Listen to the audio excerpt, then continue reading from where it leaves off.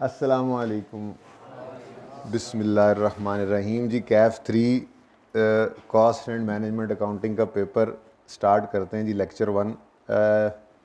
Lecture 1 में ज़रा पढ़ाई का वैसे कोई इरादा करके तो मैं नहीं आया, लेकिन अगर हमारे पास टाइम बच गया तो हम इंशाल्लाह कुछ ना कुछ पढ़ के जाएंगे। जाहिर सी बात है, आप इतनी सुबह सुबह आए, सहरी के बाद नींद भी ख़राब हुई आपकी। तो आज वैसे हमने सब्जेक्ट का इंट्रोडक्शन लेना है, ये बहुत ज़रूरी है। हमें पता तो हो कि हमने जाना कहाँ है और राह सफ़र क्या है, तरीक़ा क्या है वारदात का। तो ये सारी बातें आज हमें पता लग जाएंगी इंशाल्लाह। तो हमारे लिए फिर आगे सफ़र करना आसान है। मेहनत जब कर रहे होंगे, टारगेट सामने होता है, ठीक है, फोकस किस चीज़ पे ज़्यादा करना है, किस पे कम करना है, तो ये कुछ बातें आज करेंगे इंशाल्लाह। लेकिन मुझे लग रहा है ये 2 सफ़ों की थोड़ी सी डिस्कशन है, उसके बाद फिर टाइम होगा तो हम आज बेसिक्स को स्टार्ट कर देंगे। सबसे पहली चीज़ जो है, CMA cost and management accounting जो है, इसके चैलेंजेस क्या हैं। एक तो इसका सिलेबस लेंथी है, अगर आप समझें तो ठीक है। तो अब अगर लेंथी सब सिलेबस हो तो उसके लिए फिर हमें क्या करना पड़ता है, फिर हमें देखना। हाँ, तो छुट्टी तो वो इंशाल्लाह हम नहीं करेंगे, अल्लाह खैर खैरियत रखें, तो हम छुट्टी नहीं किया करते। अगर देखें, अब इंसान हैं, 100 मसले मसाइल लगे हुए हैं, कोई किसी वजह से छुट्टी हो जाए तो अलग बात है, वरना हमारी यही नीयत होती है। अब ईदें भी 2 आ रही हैं बीच में, ज़ाहिर है अब ईद तो घर करनी होती है, अब ईद की छुट्टी करनी पड़ जाती है, 2 मुहर्रम की छुट्टियाँ, तो इस तरह की कोई छुट्टियाँ हैं सो हैं, नहीं तो इंशाल्लाह हम छुट्टी नहीं करेंगे। तो वो एक अलग बात है। लेकिन फिर भी गिवन टाइम के अंदर हमने इस लेंथी सिलेबस को कैसे कवर करना है, तो उसका तरीका ये होता है कि हम अपने सिलेबस के अंदर एरियाज़ आइडेंटिफाई करते हैं कि कौन से एरियाज़ जो हैं वो मोस्ट इंपॉर्टेंट हैं, कौन से एरियाज़ लेस इंपॉर्टेंट हैं, कौन से एरियाज़ इंपॉर्टेंट हैं। तो जो ज़्यादा इंपॉर्टेंट एरियाज़ होते हैं उन पे ज़्यादा टाइम, ज़्यादा एफर्ट्स लग रही होती हैं हमारी, ठीक है। जो कम होते हैं इसी तरह से कंपैरेटिवली उस पर, हाँ, छोड़ना तो मौत है। कोई चीज़ छोड़ना सिलेबस के अंदर जो मौजूद है वो तो मौत है। बच्चा ये कहे कि जी फ़लाँ चीज़ जो है वो कम इंपॉर्टेंट है, छोड़ के चला जाऊँ, तो वो तो इंशाल्लाह आ जाता है। इसलिए आपने छोड़ना नहीं। वो जो फोकस होता है ना, किस चीज़ पे ज़्यादा कम करना, वो उस्ताद खुद ही कर रहा होता है, वो इनबिल्ट चल रहा होता है उसके साथ। तो आपको जो करवाया जाए इनफैक्ट आपने वो करना है। लेकिन हमारी स्ट्रेटजी यही होगी कि जो इंपॉर्टेंट एरियाज़ हैं, जिनसे टेस्ट ज़्यादा मार्क्स का होता है, रेगुलरली होता है, उस पर हम टाइम भी ज़्यादा लगा रहे होंगे, ठीक है। तो सबसे पहला जो हमारा चैलेंज है वो ये लेंथ ही है। अच्छा, फिर सिलेबस की लेंथ एक चैलेंज है, सो है। जब आप सितंबर में पर्चा देने जाएंगे ना, तो वो 3 घंटे 15 मिनट भी एक चैलेंज है। पेपर भी बड़ा लेंथी होता है। आप CMA, फिर FR1 का पेपर कितने बच्चों ने दिया इस दफ़ा? FR1 का माशाल्लाह काफ़ी बच्चों का 90% प्लस हो गया होगा, मुझे लगता है ये पेपर इस दफ़ा। तो ज़रा CMA के अंदर ये वाली बात, ये कैफियत, ये कभी कभार ही आया करती है, ठीक है। तो वैसे तो हर पेपर से निकल के बच्चे यही कह रहे होते हैं, लेकिन CMA के पेपर के अंदर तो नॉर्मली ये बात ज़बान ज़द-ए-आम होती है। पेपर बड़ा लेंथी था, पेपर 3 घंटे वाला था ही नहीं, 3 घंटे 15 मिनट में हो नहीं सकता था। तो लेंथी पेपर होता है। 3 घंटे 15 मिनट में मुश्किल ही है कि वो हो। अब इसका भी कोई ना कोई हल तो होगा। मैंने आगे ब्रैकेट में ना हल्स लिखे हुए हैं, हल्स, ओके जी, सॉल्यूशंस। अब इंग्लिश तो भाई मैं आप मेरी मर्जी के ना, ठीक है। तो इस लेंथ ऑफ पेपर का क्या तोड़ होगा हमारे पास, हम अपनी प्रैक्टिस को टाइम रिस्ट्रिक्ट करेंगे, क्लास में नहीं। मेरे ऊपर ये अप्लाई नहीं होता, क्योंकि मैं तो आपको पता है कि आपको एक छोटा सवाल जो आप वैसे 10 नंबर का सवाल आपको 16-17 मिनट में करना चाहिए, हो सकता है मैं क्लास पूरी एक उसी के ऊपर लगा दूँ, पौना घंटा लग जाए, क्योंकि हम वहाँ पे हम क्लास में चीज़ों को समझ रहे होते हैं। अब ये टाइम की रिस्ट्रिक्शन आपने अपने ऊपर अप्लाई करनी है, और कब करनी है। मिसाल के तौर पे क्लास में कोई सवाल मैं आपको करने के लिए दे देता हूँ, मैं नहीं करवा रहा, आपको करने के लिए टाइम रिस्ट्रिक्शन आप पे अप्लाई हो गई, या आपने होमवर्क लिया घर जाकर आप, और ये डे 1 से करना पड़ेगा। ये पेपर के अंदर कोई वो गिदड़ सिंह ही नहीं पेपर में लेके जा रहे थे ना, मेरे पास कोई ऐसी गिदड़ सिंह ही समझते हैं, मुझे भी नहीं पता वैसे। चलें तो एक दूसरे से मिलजुल के ज़रा मशवरे से पता लगा लेंगे ये होता क्या है। तो गिदड़ सिंह कोई नहीं है मेरे पास जो मैं आपको पकड़ा दूंगा कि पर्चे के अंदर जाके वो ऐसे करके एकदम से आप सब कुछ सही होने लग जाएगा। डे 1 से आपको ये करना पड़ेगा, ठीक है। ये टाइम रिस्ट्रिक्शन क्या है, आपको होमवर्क में सवाल दिए। अब एक तो ये बात समझ लें, कैफ में पहला पर्चा ये देने, मतलब पहली दफ़ा कैफ के अंदर आए, ऐसे भी कोई बच्चे हैं, ज़रा वो हाथ खड़ा करें। हाँ, ये बच्चे जो है ना MCQ से निकल आए, ये PRC से जो निकल के आए ना, ये MCQ से निकल आए। अब ये MCQ वाला पर्चा नहीं है, सबसे बड़ा मसला तो यही है, ठीक है।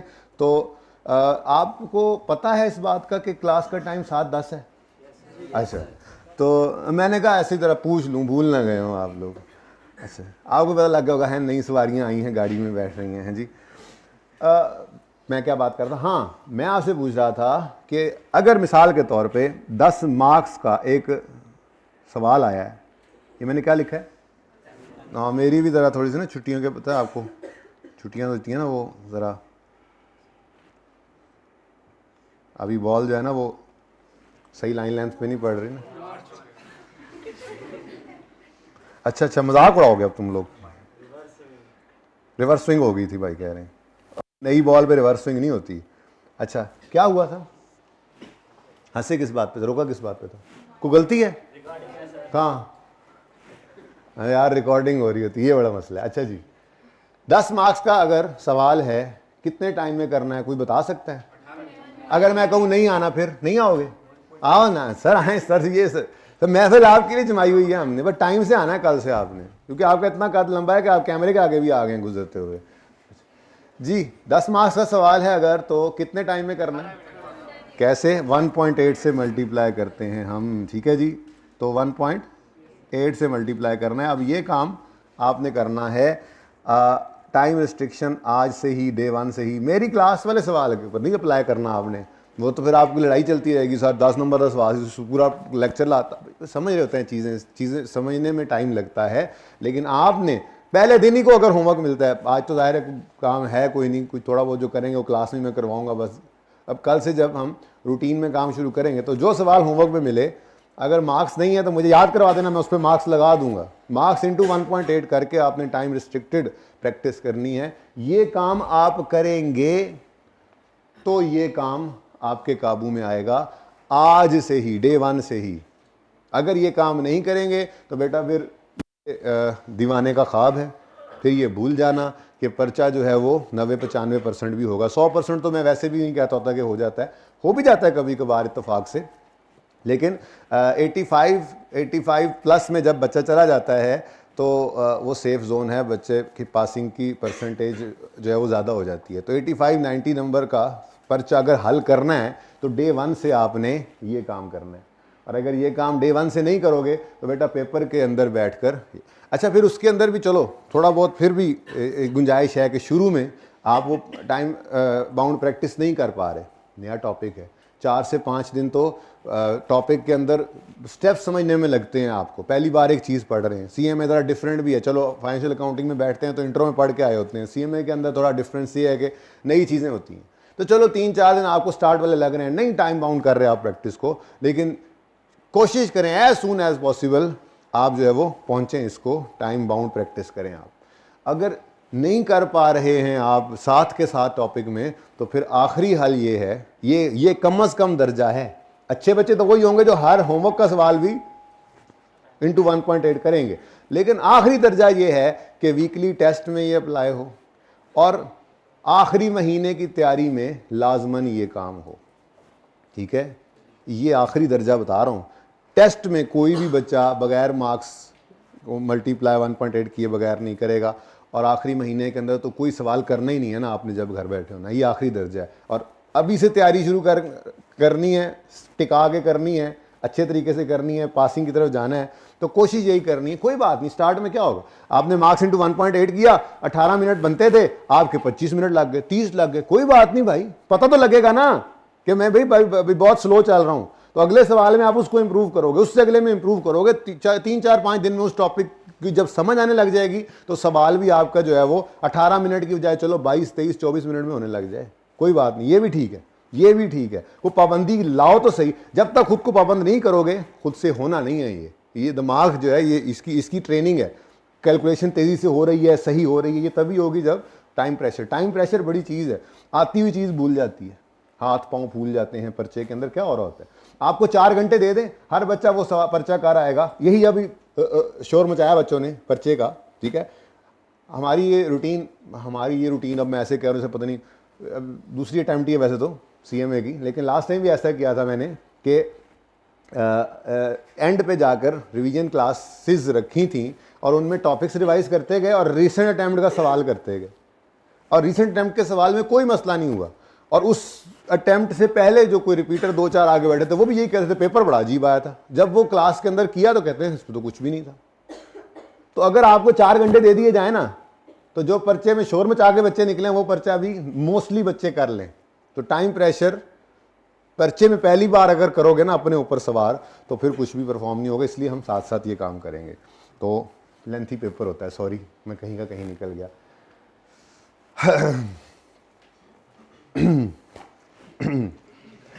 मैं उम्मीद करता हूं कि आप लोग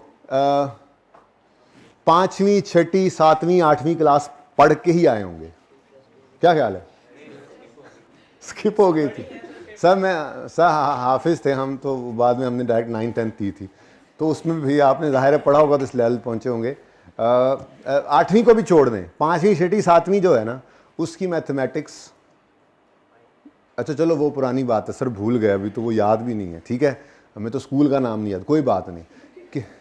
क्यूएम का सारा क्यूएम नहीं, लेकिन क्यूएम का जो वो पहले वाला पोर्शन था उसको क्या अरिथमेटिक्स कहते हैं, कुछ था ना इस तरह का कुछ। अब मैं भी ज़ाहिर है बहुत पुराना क्यूएम पढ़ा हुआ है मैंने, लेकिन बंदा पूछता रहता है। तो वो पोर्शन जो है वो आपको आना चाहिए, जिसके अंदर ये ratio, proportion, percentages, equation, simultaneous वाली तो शायद ही कोई कई जगह इस्तेमाल हुई हो, सिंपल इक्वेशन, ये नॉलेज आपको चाहिए। नॉलेज समझते हैं?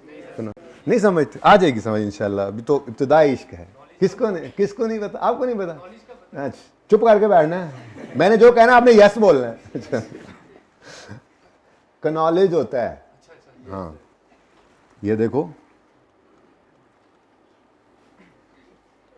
क्या है ये नॉलेज, तो ये होता है।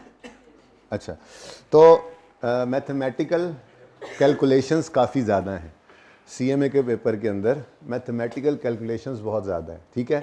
अब उसके लिए आपकी मैथमेटिक्स के ऊपर ग्रिप होनी चाहिए, लेकिन मैं नहीं कह रहा कि सारी मैथमेटिक्स के ऊपर, हाँ बेसिक्स ही कैलकुलेशंस जो होती हैं तो वो इंशाल्लाह मैं आपको बेसिक्स के अंदर प्रैक्टिस करवाऊँगा इन चीज़ों की। ये नहीं अब सर हमने नहीं पढ़ा था उस वक्त सही से, सर क्यूएम तो हम कैलकुलेटर पे ही सारी करके आ गए। मसला उन्हीं को आता है जो कैलकुलेटर पे करके आते हैं ना क्यूएम सारी। किस किस ने कैलकुलेटर पे की है? बता दो। अच्छा चले, काफ़ी सारे हैं, अभी तो उधर कोई भी नहीं है, ठीक है।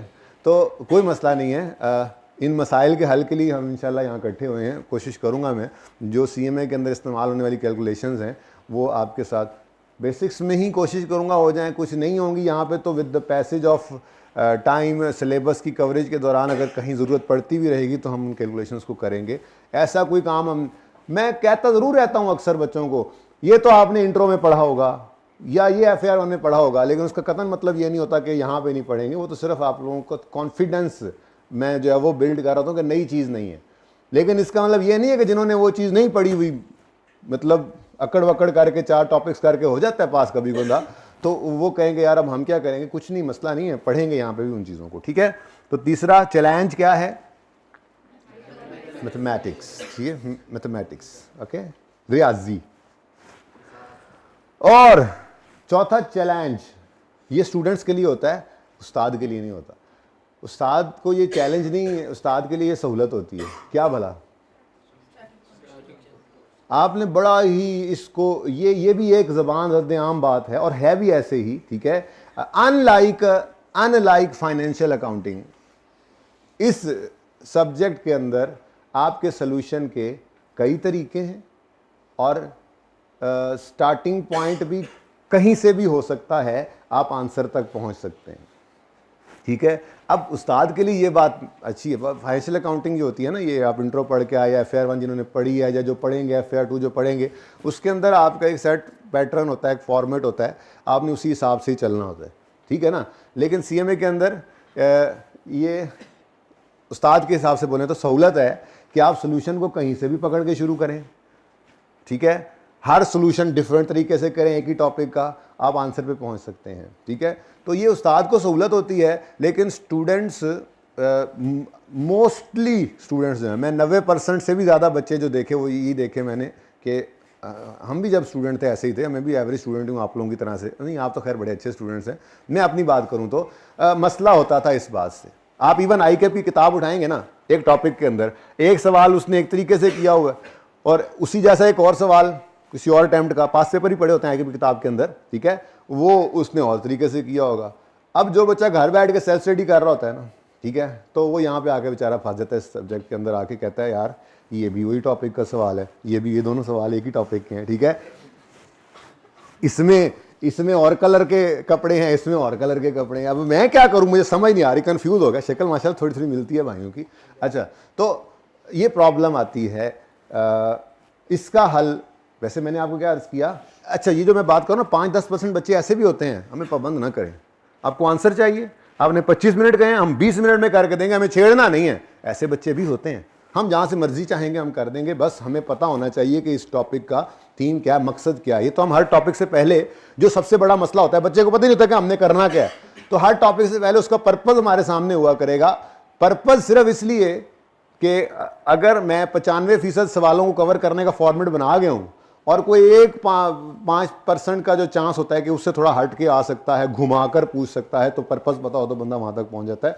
तो पर्पस बात नहीं क्या कर रहा था, खैर चलें छोड़ें, बात स्किप हो गई। खैर मैं ये कह रहा था कि सलूशन करने के कई तरीके हैं, ठीक है। अब मसला क्या आता है कि बच्चों को, ज़्यादातर बच्चों को यही मसला होता है कि अब हम जाएं तो जाएं किधर, ठीक है। तो उसके हल के लिए हमने एक तरीका लास्ट टाइम मैंने ऐसे ही किया था, अल्हम्दुलिल्लाह बहुत इफ़ेक्टिव भी रहा, कि हम इस सब्जेक्ट के अंदर भी फॉर्मेट्स पे चले जाते हैं।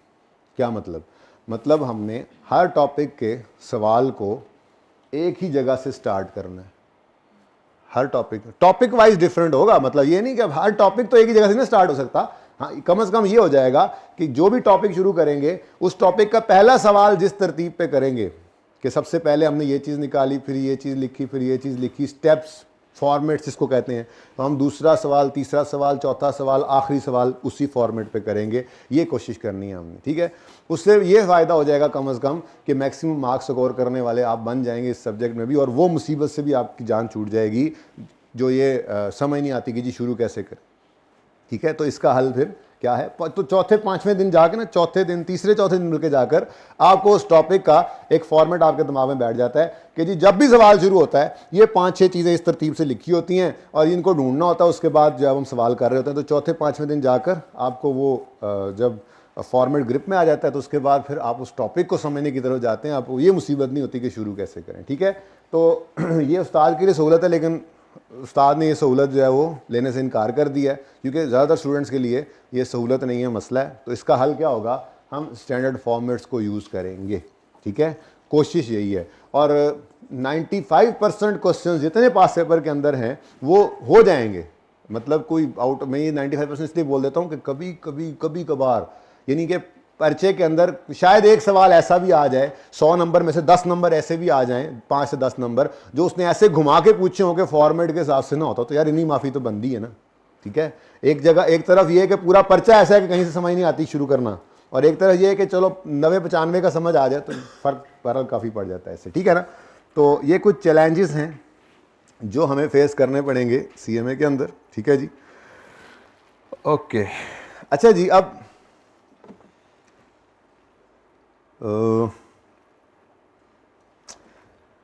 एक बात वैसे ही जहन में आ रही है कि इस सब्जेक्ट का पर्पज़ क्या है। मैं शायद लिख के नहीं लाया हैंडआउट में असल में आपको, चलें बातें करते हैं, हमारा स्टडी जो है वो सोर्स क्या होगा, हम कहाँ से चीज़ों को लेकर चलेंगे, कैसे पढ़ेंगे, ये सारी बातें इंशाल्लाह करने के लिए तो आज की क्लास में मैं आया हूँ, गपशप लगाने आया हूँ, आज पढ़ाने का मूड नहीं आया है। भाई को नींद आ रही थी सुबह, भाई ने तैयारी नहीं की। भाई कौन सर, ये ना पूछ लेना। अच्छा जी, पर्पज़ कह लें इसको, एम कह लें, अच्छा जी बस सही है, पर्पज़ ही काफ़ी है, ठीक है। पर्पज़ क्या है,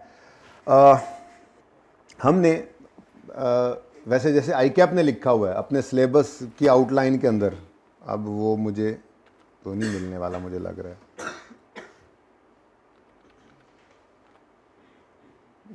सॉरी जी, वो मैंने बंद कर दिया। खैर चलें, पर्पज़ इसका है जी प्रिपेयर करना, यूँ कह लें, अकाउंट फॉर करना, रिकॉर्ड करना, रिपोर्ट करना, प्रोडक्शन की कॉस्ट, प्रोडक्ट की कॉस्ट को, प्रोडक्ट कॉस्ट की, प्रोडक्ट कॉस्ट की कैलकुलेशन करना, उसको रिकॉर्ड करना, अकाउंट फॉर करना, ठीक है, प्रोडक्ट कॉस्ट। और दूसरी चीज़ मैनेजेरियल डिसीजन मेकिंग करना। असल में ना इस सारे सब्जेक्ट का, अल्लाह करे आज टाइम बच जाए, मैं आपको प्रोडक्ट की सेलिंग प्राइस निकालना सिखाऊंगा आज। मैनेजेरियल डिसीजन मेकिंग, ये आईकैप ने ना जी, अगर आप कभी, असल में आप कभी वो करते नहीं हैं, इस वजह से मुझे ये करके आना पड़ा है। तो आईकैप ने जब आप सिलेबस ओपन करेंगे ना, तो उसके अंदर आईकैप ने इसका पर्पस, इसका एम जो है ना, वो सबसे स्टार्ट के अंदर कि कॉम्पिटेंसी, क्या कॉम्पिटेंसी लेवल चाहिए, वो आईकैप ने लिखा होता है, ठीक है। तो इसका जो कॉम्पिटेंसी या इसका जो पर्पस या एम लिखा हुआ है आईकैप ने, वो ये है। आप क्लास से निकल कर गए थे और फिर आए हैं, ना करें जी। तो प्रोडक्ट कॉस्ट की मैंने क्या अर्ज़ किया जी, प्रोडक्ट कॉस्ट को आईकैप कहते हैं जी वो अकाउंट फॉर करना, अकाउंट फॉर या रिकॉर्ड करना कह लें, ठीक है जी। बल्कि सबसे पहले तो बात होनी चाहिए थी कि हम प्रोडक्ट कॉस्ट को प्रिपेयर तो करें, यानी कंप्यूट करना, प्रिपेयर करना, उसको अकाउंट फॉर करना, उसको रिकॉर्ड करना, ठीक है जी। और फिर मैनेजरियल डिसीजन मेकिंग करना। क्या मतलब डिसीजन मेकिंग करना? हम एक शिफ्ट में काम कर रहे हैं, डिसीजन लेने के लिए कह देगा कि आप बताएं दूसरी शिफ्ट चलाएं या ना चलाएं। हम 150 रुपये पर घंटा लेबर को पे कर रहे हैं, वो कहता है जी फ़लाँ फ़लाँ फ़लाँ कहानी बता कर ना लंबी चौड़ी सी, कहता है जी बताएं जी हम 150 से 200 कर दें या ना करें, ठीक है। मतलब डिफरेंट, यानी कि आपको मैं सेफली अगर बोलूं तो पूरे पर्चे में घुमा फिरा कर 50 को नंबर के सवाल ऐसे डालता है वो, घुमा फिरा कर, कि जिसमें वो डिसीजन मेकिंग करवा रहा होता है, ठीक है। एक तो पोर्शन डिसीजन मेकिंग का है ना, उसके अलावा भी कुछ सवालों के अंदर वो घुमा फिरा कर यानी आपसे वो ये डिसीजन मेकिंग करवा रहा होता है, ठीक है। कि जी आपने जो है वो मिसाल के तौर पे एक प्रोडक्ट जो है वो खुद बना रहे हैं आप जी, उसको अगर बाहर से ख़रीदें और बनाएं ना, तो क्या ख्याल है आपका, ये डिसीजंस हो रहे हैं, ठीक है ना जी। आप एक काम कर रहे हैं, आप उस काम को कंटिन्यू करना चाहते हैं या बंद ही कर दें, बता दें जी, ठीक है। तो पर्पस इस सब्जेक्ट का क्या है, प्रोडक्ट की कॉस्ट को प्रिपेयर करना, अकाउंट फॉर करना, रिकॉर्ड करना और मैनेजेरियल डिसीजन मेकिंग करना, ठीक है ना। ये ऐसी तरह जहन में मेरे बात आई कि ये बता दूं आपको। तो अब इसके अंदर अच्छा कुछ और बातें भी ज़रा करते चलें। मैंने पहले बात कर ली पर्पस की, चलते हैं फिर सिलेबस देख ही लेते हैं। सिलेबस तो पढ़ा जो है वो तो आपके पास सफ़े पे आज हो गया। जो बातें मेरे जहन में आती जा रही है ना, वो तो मैं आपको बता दूँ ना, वो मुझे जहाँ पर नहीं लिखी थी क्लास के दौरान, जो बातें जहन में आती है ना, वो घर बैठे हुए नहीं आ रही होती बंदे के, ठीक है। कैसा था तुम्हारा पर्चा? Oh my God. अच्छा जी, प्रीवियस नॉलेज, जैसे मैं अर्ज़ कर रहा था, आपको कितना कुछ चाहिए होगा। बच्चे परेशान होते हैं, डिफरेंट क्वेश्चंस आ रहे होते हैं, सर कितना को प्रीवियस नॉलेज चलेगा। ये मैं कहता हूँ मिसाल के तौर पे अगर आप बात करें ना जी कि QM की, फ्रॉम QM, अगर QM से, ये कोई लिखने वाली बातें हैं नहीं, सिर्फ गपशप वाली, बहरहाल आप पिक्चर एंड पे ले लीजिएगा, बस आप ज़रा सुनते रहें, ठीक है। ये तो मैं अपने लिए लिख रहा हूँ ताकि कल को मुझे याद रहे, बवक्त ज़रूरत सनद रहे और काम आए। आप मुकरें तो आपको देखो मैंने ये बताया था, ये मैं इसलिए लिख रहा हूँ, ठीक है। तो QM से आपको पता होना चाहिए मार्कअप परसेंटेजेस, मार्कअप मार्जिन याद है कुछ? प्रॉफिट मार्कअप या प्रॉफिट मार्जिन, प्रॉफिट मार्कअप या मार्जिन लिख देते हैं, प्रॉफिट मार्कअप या मार्जिन, जी बच्चों, ये क्या होता था जी? मार्कअप क्या होता है और मार्जिन क्या होता है? अच्छा, परेशान नहीं होना, बता देना गलत सलत जो सब भी होता हो, ठीक है ना। तो यहाँ पे कोई गलती का क्या फेल हो जाना है? पर्चा थोड़ा ही हो रहा है, कोई बात नहीं, गलत बताओगे सही कर दूंगा, कोई नहीं करूँगा ऐसे, ठीक है ना, बता देना। अच्छा, मैं वैसे आपको करवाऊँगा ये कल या परसों किसी वक्त, इसकी रिवीजन भी करवाऊँगा आपको। कोई करके आया हो, कोई नहीं करके आया हो, कोई किसी तरीके से डिफरेंट तरीक़ों से बच्चे करके आए होते हैं, सारे तरीके सही हैं, लेकिन अब हम क्लास में वो सारे तरीके लेकर नहीं चल सकते, कोई एक तरीके के ऊपर सारे आ जाएं, इसलिए ये भी करेंगे हम। बहरहाल अभी फ़िलहाल तो बताओ ना ज़रा, आज तो गपशप लग रही है, आज तो मैं पढ़ाने नहीं आया, आज तो आप बताओ। मार्कअप, प्रॉफिट मार्कअप क्या? कॉस्ट। अच्छा नहीं, जवाब दो ना, ये तो आप बता रहे हैं कैलकुलेशन का तरीका है। मार्कअप, प्रॉफिट मार्कअप का मतलब क्या होता है? प्रॉफिट ऑन कॉस्ट पे लगती है, और अगर सवाल में कॉस्ट गिवन ही ना हो तो आप कैलकुलेशन कर लोगे, मुझे पता है, रट्टे बड़े पक्के लगे हुए हैं, ठीक है, लेकिन मैं ही चाह रहा था कि आप ज़रा थीम पे पहुंच जाएं बात के, ठीक है भाई। प्रॉफिट मार्कअप का मतलब होता है कि अगर प्रॉफिट को कॉस्ट के साथ लिंक किया गया हो। कैलकुलेशन सिखाऊंगा, वैसे ही ज़रा बात आ गई, मैंने कहा चलो। और प्रॉफिट मार्जिन का मतलब होता है कि प्रॉफिट की परसेंटेज को सेल के साथ लिंक किया गया हो, ठीक है ना। अब वो 4 सिचुएशंस हैं मैक्सिमम पॉसिबल, कि आपको वो सेल देकर कहे प्रॉफिट सेल की परसेंटेज इतने % है, कॉस्ट निकालो। वो आपको कॉस्ट दे दे और कहे प्रॉफिट कॉस्ट की परसेंटेज है, सेल निकालो, लिख दूं। वैसे ज़रूरत नहीं है, मैंने करवाना है ये काम, लेकिन चलो मैं कह रहा हूँ कि 4 सिचुएशंस हैं पॉसिबल 4 सिचुएशंस हैं। वो कहे कॉस्ट 100 रुपये है और प्रॉफिट है 20 रुपये, 20% ऑफ कॉस्ट, और कैलकुलेट करो सेल। अब बातें बढ़ती जा रही हैं तो चलो बढ़ती जाएं फिर।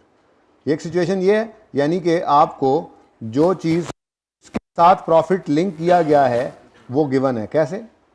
अब वो खामोशी में ज़रा यूं भी कह देता होता है प्रॉफिट इज 20% मार्कअप का मतलब क्या होगा? ऑन कॉस्ट, लेकिन वो बाद में देख लेंगे, ठीक है ना। फिलहाल एक सिनेरियो तो ये हो सकता है। दूसरा क्या हो सकता है? वो कहे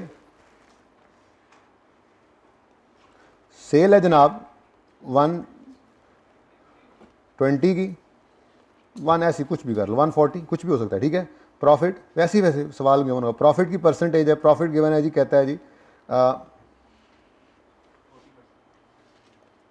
नहीं करता मैं निकलवा भी नहीं रहा, वैसे ही बस 25% ऑफ सेल, ठीक है, और कैलकुलेट कर दो सेल, कैलकुलेट कर दो कॉस्ट। तो ये नॉर्मल सिनेरियो है, ठीक है, कोई मसला नहीं है। कैलकुलेशन मैं सिखाऊंगा, अभी मैं कैलकुलेशन करवा भी नहीं रहा ना, मैं आपको टेस्ट कर रहा हूँ, मेरा कोई दिल नहीं है आपको टेस्ट करने का, मुझे पता है आप लोगों को कोई पता नहीं है। यहाँ पे गलत होकर पहले ही दिन आपकी जो चारों टायर होते हुए हैं, चारों टायर मैं नहीं चाहता, मैं खुद करवाऊंगा इंशाल्लाह, ये प्रैक्टिस करवाऊंगा, समझाऊंगा, एक तरीके पे, एक फॉर्मेट पे, एक तरतीब पे निकालना सीख लेंगे, ठीक है। अच्छा, कहता है जी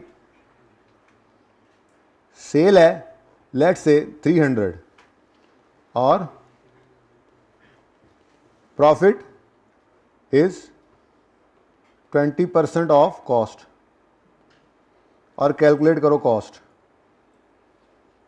मैं बता रहा हूं कि कितनी को क्यों इस्तेमाल होनी है। अब ये पर्चे के अंदर आपको इस सिचुएशन में ला देगा, आपको कॉस्ट निकालनी होगी, गिवन सेल होगी, और प्रॉफिट की परसेंटेज जो है वो कॉस्ट के साथ लिंक्ड होगी।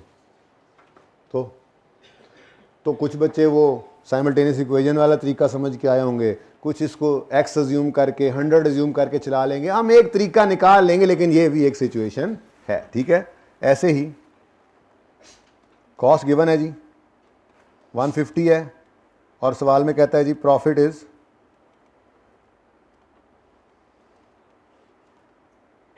15% कुछ तो लिख दे भाई ऑफ सेल, और कैलकुलेट करो सेल। तो नीचे वाले दोनों केसेस के अंदर क्या मसला है जी? जिस चीज के साथ प्रॉफिट की परसेंटेज लिंक्ड है वो चीज सवाल में गिवन नहीं है। कोई मसला नहीं गिवन तो फिर निकाल लेंगे, ठीक है, और सही है। तो ये ऐसी ज़रा बातों में बात आ गई। क्यूएम से आपको इस नॉलेज का पता होना चाहिए था, मार्कअप मार्जिन वगैरह, ठीक है जी।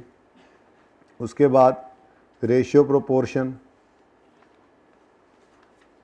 बस अब बातें ना फैल जाती हैं ऐसे ही, जब प्रैक्टिस करवाऊंगा तो देख लेंगे, ठीक है ना। रेशियो प्रोपोर्शन आसान बात है, मुश्किल नहीं है। रेशियो प्रोपोर्शन, आपकी गाड़ी जो है वो 1 किलोमीटर में 1 लीटर में 18 किलोमीटर करती है, 1 महीने में आपकी गाड़ी ने 500 किलोमीटर सफ़र किया, कितने लीटर पेट्रोल लग गया, इस तरह की सिंपल बातें होती हैं, मतलब मैथमेटिक्स है, ठीक है। तो रेशियो प्रोपोर्शन,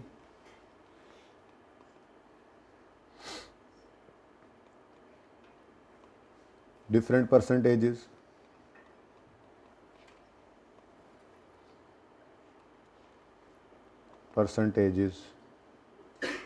और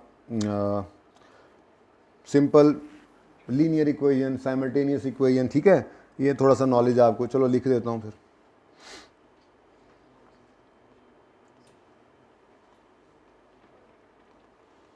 लीनियर इक्वेशन, और ये क्या है सर, देख लेंगे भाई पर्चे में जब सवाल में जब आएंगी तो, ठीक है।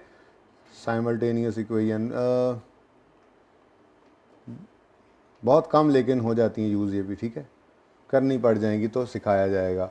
अच्छा, फिर कोई ऐसा बच्चा जो इंट्रो ना पढ़ के आया हो, अब तो मेरे ख्याल में वो ब्रीड ख़त्म हो गई होनी चाहिए, कोई है सर ऐसे बता।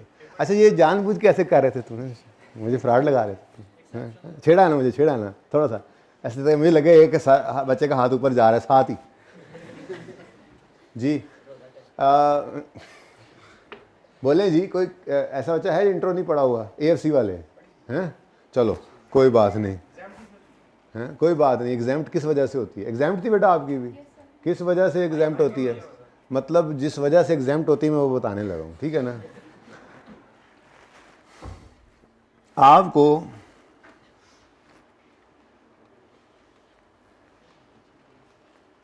फ्रॉम इंट्रो टू, इसको I to A लिखते थे आप,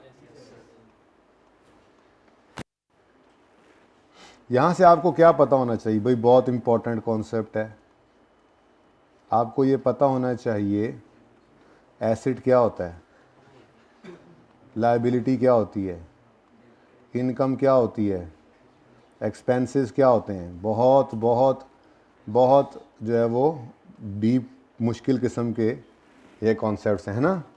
एसिड को एसिड पता लग जाए आपको कि ये फलां चीज़ है, मशीन है जी, ये एसेट होता है, इतनी को काउंटिंग आपको आनी चाहिए। लायबिलिटी क्या होती है, आप पे बोझ है, आपने उसको उतारना है पे करके या किसी और फॉर्म में।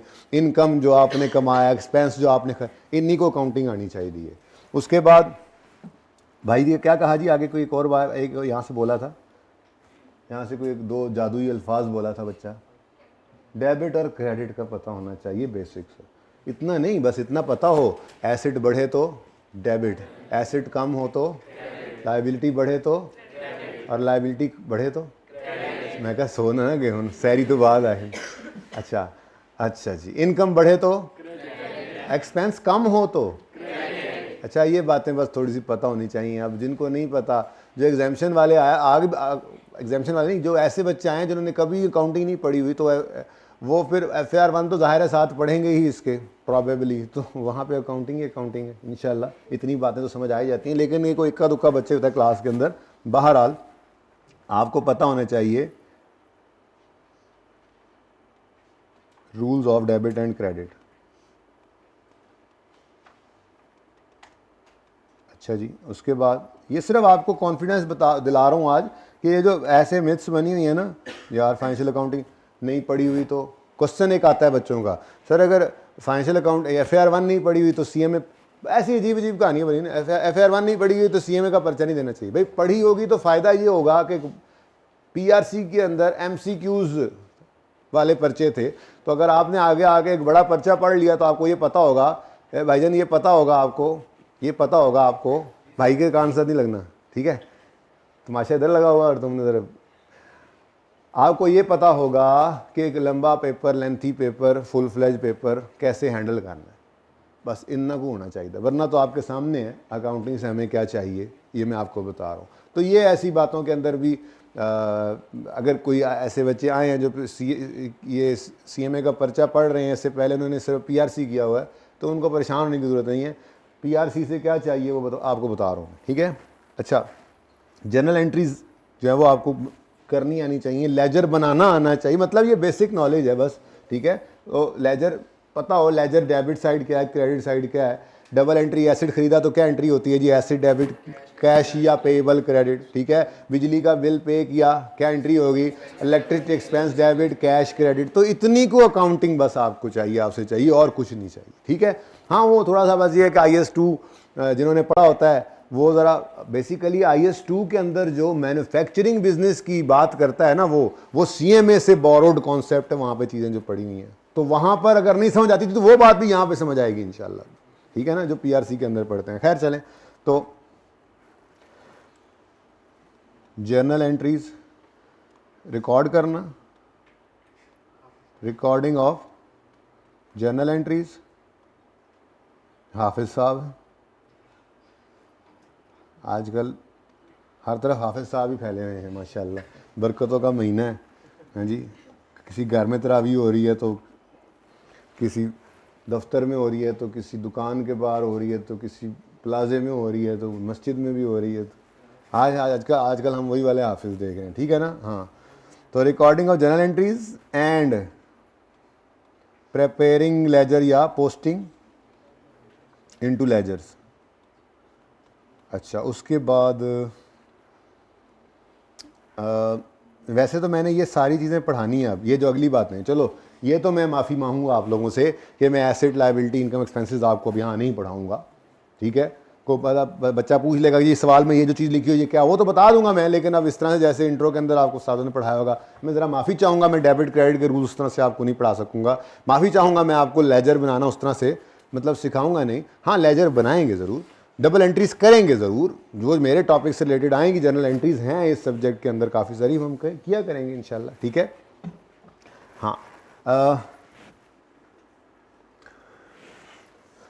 कॉस्ट की बहुत सारी क्लासिफिकेशंस हैं, डिफरेंट क्लासिफिकेशंस हैं, क्लासिफिकेशंस ऑफ कॉस्ट, वो डिफरेंट तरीके से क्लासिफाई करते हैं अकाउंटेंट्स। कभी वो बिहेवियर को देखते हुए कहते हैं कि जी ये फिक्स्ड है या वेरिएबल, फिक्स्ड और वेरिएबल, या एक क्लासिफिकेशन होती है डायरेक्ट इनडायरेक्ट। भाई कह रहे हैं, जैसे भाई आप कहेंगे डायरेक्ट इनडायरेक्ट लिख देता हूँ, मैं तो कुछ और लिखने लगा था, डायरेक्ट और इनडायरेक्ट। और भी है, अब और को ज़हन में है तो बताओ, वरना मैं फिर बोलूँ जी। अच्छा, वो बहुत आगे बढ़ गए हो तुम, मेरे ख्याल में तो period cost, product cost, period और प्रोडक्ट कॉस्ट। ये देखो ना, अब ये बातें आप लोगों के जहन में कैसे आ रही हैं, क्योंकि इंट्रो के अंदर ना, मुझे इंट्रो के उस्तादों ने बताया हुआ है, इंट्रो के अंदर ना एक मैन्युफैक्चरिंग अकाउंट का, जब कभी इंट्रो कैफ में होता था ना, तब मैं भी इंट्रो पढ़ाया करता था, फिर PRC में गया तो फिर मैंने वो अब पढ़ाना छोड़ दिया।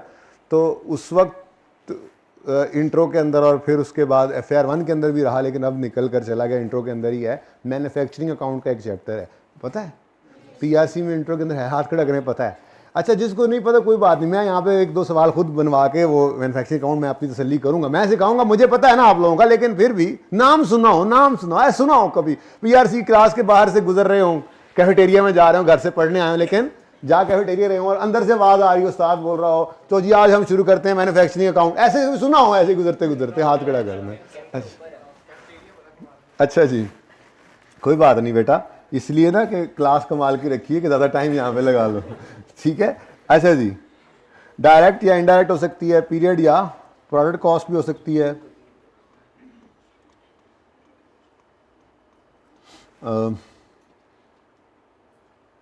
अच्छा, फिक्स वेरिएबल में सेमी वेरिएबल भी एक होती है, पढ़ाऊंगा इंशाल्लाह, ये कल हम शुरू कर देंगे, या तो कॉस्ट क्लासिफिकेशंस की तरफ चले जाएंगे या प्रोडक्ट कॉस्ट निकालने के तरीके की तरफ। बहरहाल तकरीबन मेरा ये अंदाज़ा है कि हम इस हफ्ते के अंदर उम्मीद है बेसिक्स को कवर करेंगे, लेकिन अब आप लोग ये समझें कि ये बेसिक्स तो चलो बस ऐसे ही है, कोई फजूल चीज़ है, तो फिर भाई वो आपकी बिल्कुल खाम ख्याली है।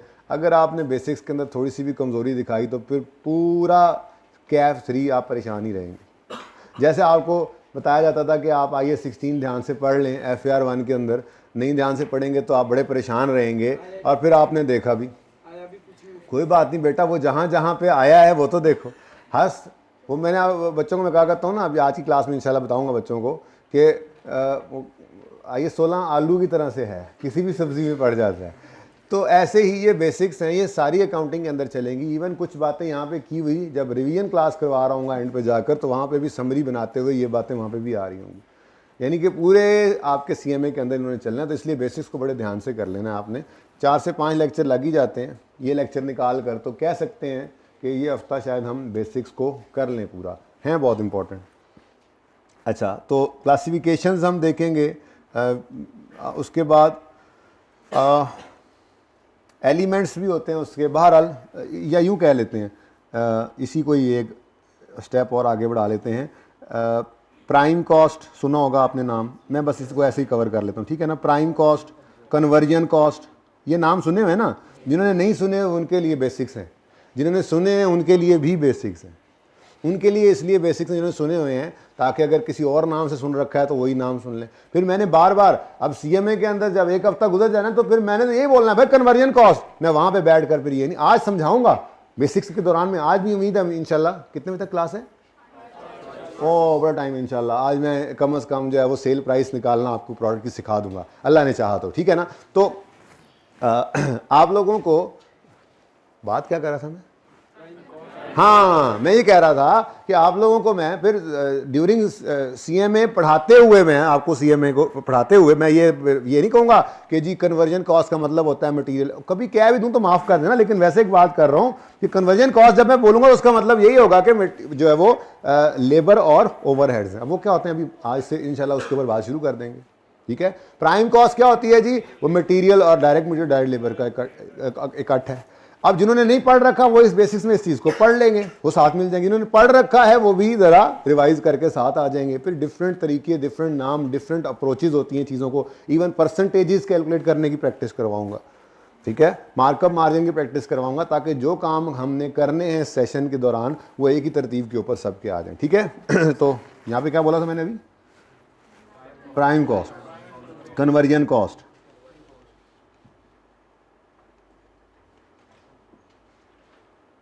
बस काफ़ी है यार। अब नहीं बेटा, वो बस कर दो, अब बस कर दो, बस कर दो अब, ठीक है। तो ये कुछ हमें कनॉलेज रिक्वायर्ड था। तो ये थोड़ी सी बातें जो है वो ज़रा हट गई टारगेट से, ठीक है। बेसिकली तो मैं ये बना के लाया था कि बस ये थोड़ी सी मैं चैलेंजेस जो मेरे जहन में आए मैंने वो लिख दिए, जो बच्चों को आते हैं नॉर्मली। और फिर मैंने कहा था हम बात आगे करेंगे, लेकिन कुछ बातें अहम समझी मैंने, ये आपके साथ डिस्कस कर दूं। आज सिर्फ हम ना अपनी इस सब्जेक्ट से जान पहचान के लिए मिले हैं, लेकिन थोड़ा सा टाइम निकाल के थोड़ी सी पहचान और बढ़ाना शुरू कर देंगे। आज बेसिक्स की बुनियाद डाल देंगे इंशाल्लाह, ठीक है ना। तो जो मैं आपको सिर्फ करवा सकूँगा ऐसे काम कर लेंगे ना, गपशप वाले काम करवा के आपको फिर कहूँगा चलो आज छुट्टी करो, ठीक है। तो पर्पज़ क्या है? प्रोडक्ट की कॉस्ट निकालना, रिकॉर्ड करना, उसको अकाउंट फॉर करना और मैनेजरियल डिसीजंस लेना। प्रीवियस नॉलेज हमें सिर्फ मार्कअप मार्जिन निकालना आना चाहिए मैथ के लिए, रेशियो प्रोपोर्शन हो, इक्वेशंस हो, बस उससे ज़्यादा और मैथ मुझे नहीं चाहिए यहाँ पे, ठीक है। लेकिन इसी ने वक्त डाला होता है, टॉपिक समझ आ गया होता है, मैथ की जो छोटी छोटी चीज़ें हैं वही समझ नहीं आ रही होती, ठीक है।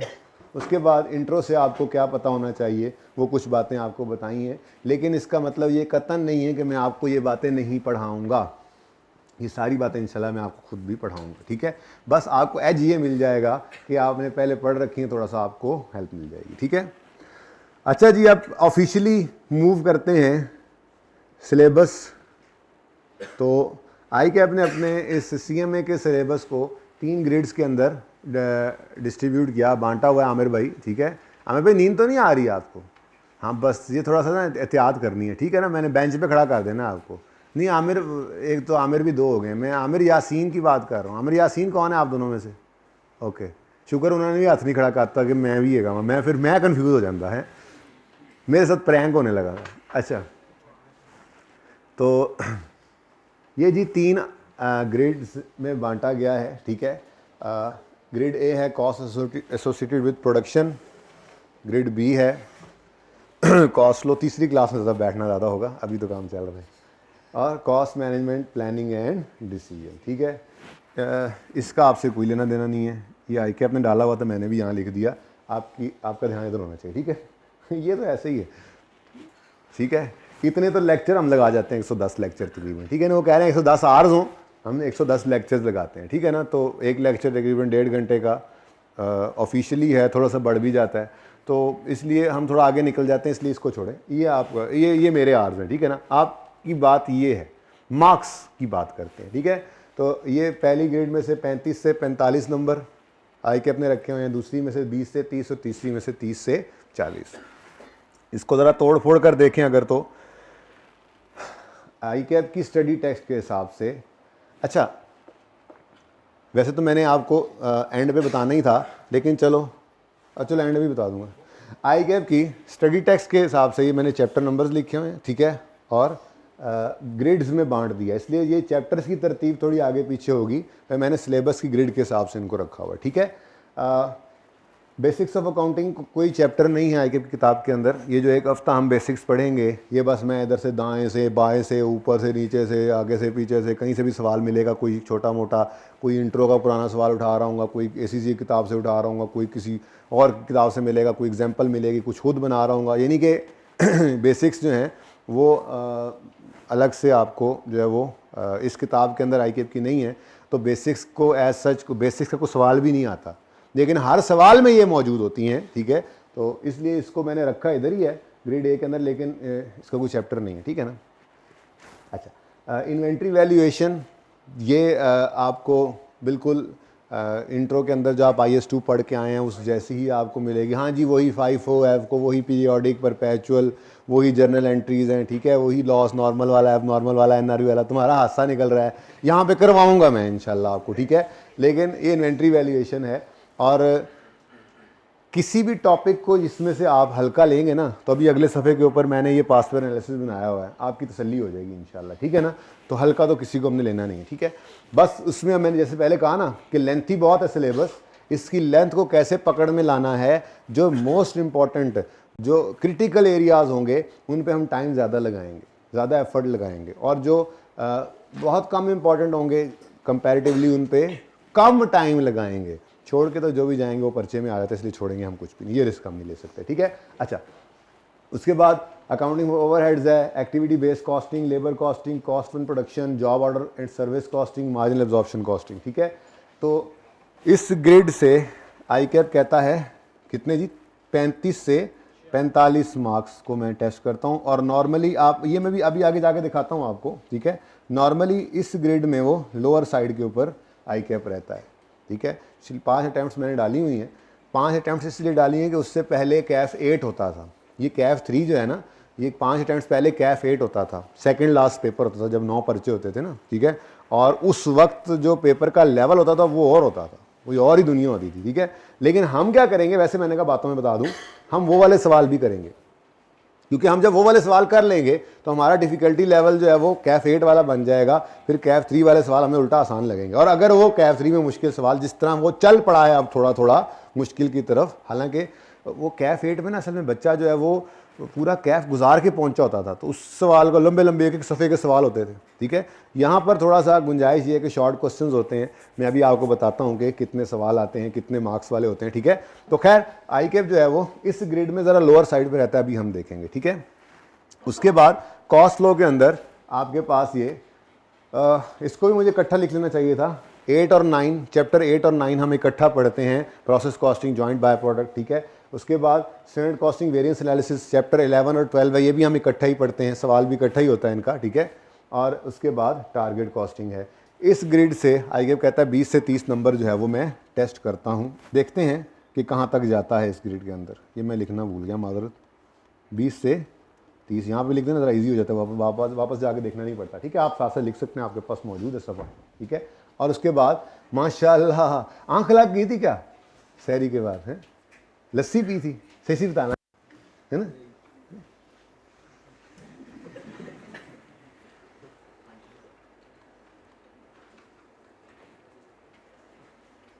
पता है हम किस वक्त के आए हैं क्लास में? नहीं, मैं तो 7:03 पे आया था क्लास में, तो 2-4 लाइनें ही बस थी, फिर मैं रेस्ट किया, फिर मैं 7:12 पे आया दोबारा, 2 मिनट लेट, फिर भी कोई नहीं आया हुआ था। तो कल से इंशाल्लाह हमने पूरे 10 बजे अपनी गाड़ी चला।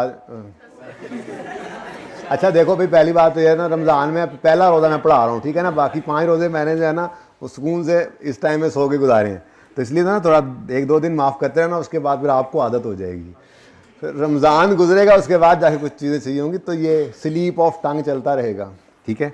अच्छा, उसके बाद तीसरी ग्रेड है जी, इसमें इन्वेंट्री मैनेजमेंट है। इन्वेंट्री वैल्यूएशन और इन्वेंट्री मैनेजमेंट अलग अलग चीज़ें हैं, ठीक है। इन्वेंट्री मैनेजमेंट, जैसे मैंने आपको कहा ना डिसीजन मेकिंग, ये क्या लिखवाया था कि यहाँ पे ये क्या कहता है जी, मैनेजरियल डिसीजन मेकिंग, ये भी एक डिसीजन मेकिंग होगी। ये सारा आगे डिसीजन मेकिंग वाला पोर्शन चल पड़ा ना। वो कहेगा कि जी हम मिसाल के तौर पे 5000 यूनिट्स मंगवाते हैं अपने सप्लायर से, अगर हम उसको वो कहता है जी अगर आप ज़्यादा मंगवाओगे तो डिस्काउंट दूंगा, ज़रा बताएं तो डिस्काउंट अवेल करें या ना करें, कोई इकोनॉमिक ऑर्डर क्वांटिटी बता दो। इस तरह की चीज़ें जो इन्वेंट्री से रिलेटेड मैनेजमेंट जो करनी, डिसीजन मेकिंग करनी है, ठीक है, उसके लिए ये चैप्टर है, चैप्टर 2।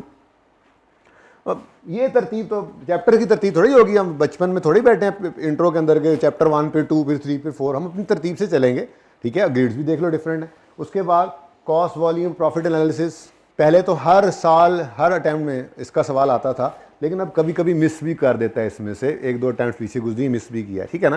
तो relevant costing principles very important, ठीक है, और डिसीजन मेकिंग टेक्निक्स। तो इसमें से आजकल नॉर्मली मैं भी दिखाता हूँ, तकरीबन अब आदत इसकी पड़ी हुई है, आई कैप को 2 सवाल यहाँ से दे रहा है शॉर्ट क्वेश्चंस में, ठीक है, और इन 2 से मिलाकर 1 सवाल देता है और इधर से भी दे देता है। अगर यहाँ से मिस करे तो फिर यहाँ से 2 सवाल आ जाते हैं, यानी कि इन टोटल इस पोर्शन में से आपके 3 से 4 सवाल आते हैं, ठीक है। अब ये पोर्शन आपने याद नहीं करना, आपको पता लग जाएगा आहिस्ता आहिस्ता, ठीक है। पार्ट 2 शुरू करना है, तो पास्ट ईयर एनालिसिस दिखाने से पहले आप पार्ट 2 शुरू करना,